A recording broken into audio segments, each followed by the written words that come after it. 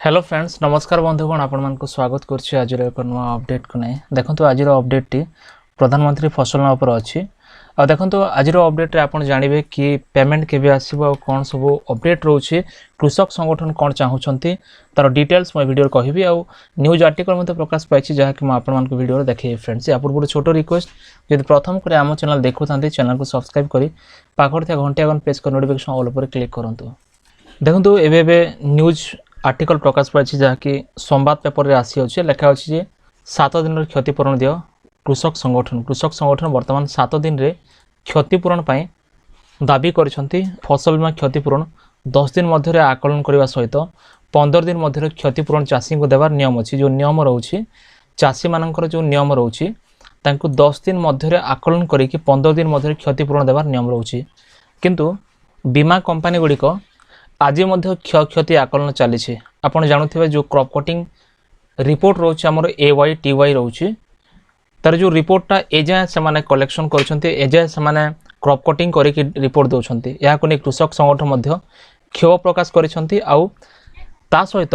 7 दिन मध्य क्षतिपूरण देवाक दाबी कर नचेत आंदोलन करने सह चेतावनी दि जाए देखो यह सब बरगढ़ जिले में फसल बीमा बंद कर सरकार प्रीमियम टंका चाषी को दिंतु बोली प्रशासन को अनुरोध करिसंती आज जिलापाल सम्मेलन में कक्ष ठारे अतिरिक्त जिलापाल जो अच्छा ललाट लुहा सभापतित्व में जिला प्रशासन बीमा कंपनी कृषक संगठन मध्य त्रिपाक्षिक आलोचना है जो आलोचना है जिला प्रशासन को लेकिन बीमा कंपनी को लेकिन आ कृषक संगठन को लेकिन आलोचना है किंतु मिगजोम सामुद्रिक झड़ जो जिले में व्यापक फसल नष्ट होता आ से विषय सविशेष आलोचना होता किंतु कृषक संगठन कहते जे धान अमल समय थिबारु सर्वाधिक धान प्रभावित होता मात्र 20% धान संग्रह होता बेले सर्वाधिक धान कटा हो क्षेत्र में पड़ता ए कारण चाषी मान अधिक क्षयक्षति होता जहाँकि सेतेबेले ही आकलन हो जाता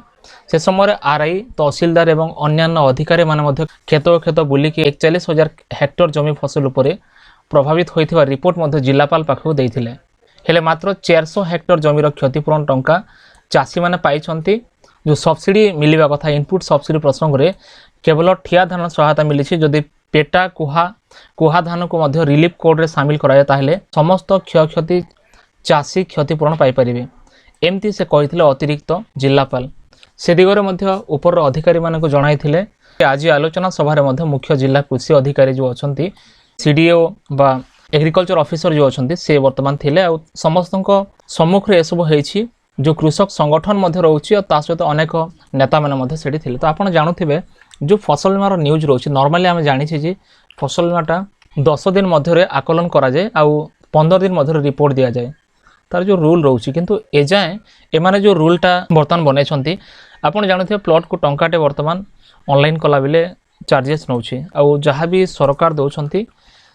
चाषी से पे कर दौरान किसी वर्ष और ए समय चाषी मैंने चाहते कि केमती फसल बीमा टंकाटा मिलीगले जो क्षयक्षति सब भरपाई हम से विषय चिंता कर किंतु ए समय बीमा कंपनी जो रूल गुड़ा करुँच देखो क्रॉप कटिंग समय से फोन धरिकी आसबे फोन फान रे आपन को वीडियो उल्टा करेंगे से धान को पोल कहे पोल को धान कहे एमती उल्टा करके रिपोर्ट पठाऊँ विशेषकर जो AYTY अच्छी तार रिपोर्ट किसी गलत रोचे आपणकर जो AYTY रहा कथा जमती आपणकर मान रहा कथा से रिपोर्ट दौना तो डिटेल्स आप जाना चाहिए तेबे एबे आपण मानक अपेक्षा करने हम कारण वर्तमान जो रिभोट लिस्ट गुड़ाक आ रिजेक्ट लिस्ट सब थिला ए जाए क्लियर होनी रिभोट किसी आसला तापर वर्तमान आसुना अनेक सांग मैंने अच्छा जो मैंने कमेंट करुँच कि भाई केबे फसल टंका मिलिबो टंका मिलवा कथा जो अच्छी विशेषकर मार्च एप्रिल रे ही ए सबूर बारंबार न्यूज आसी थाए मार्च एप्रिल पर निहाती आपणकर किसी ना किसी भल न्यूज आसो एबे तो संगठन मैंने तातिले आ ए समय जो इलेक्शन रोचे आग को लोकसभा इलेक्शन अच्छी लोकसभा इलेक्शन पूर्व आशा लगुच ए सब समस्या समाधान हम जदि न हुए ताले भोट वर्जन करेंगे चाषी मैंने आ वर्तमान चाषी तातिकी अच्छा जे समय जो सम्मिलन अच्छी से जो संगठन अच्छी से एकता सह बढ़ी किसी ना किसी बात विवाद माने आसीबो आंदोलन करेंगे जहाँकि वर्तमान चेतावनी देइछंती आ आंदोलन करने से ए गोटे वार्निंग देइछंती आ से फ्रेंड्स वर्तमान था जहाँ अपडेट मुझे आपण वीडियो माध्यम देखिए जदि किसी अपडेट आसो निहाती मुझे वीडियो माध्यम आउ थे निहाती कहबी तो ये वर्तमान अपडेट। जब वीडियो भल लगे वीडियो को लाइक करूँ, चैनल को सब्सक्राइब करूँ, सांग शेयर करूँ, विशेषकर आपन मतामत कौन कमेंट सेक्शन में लिखि जनातु। देखा नेक्स्ट वीडियो रे। धन्यवाद।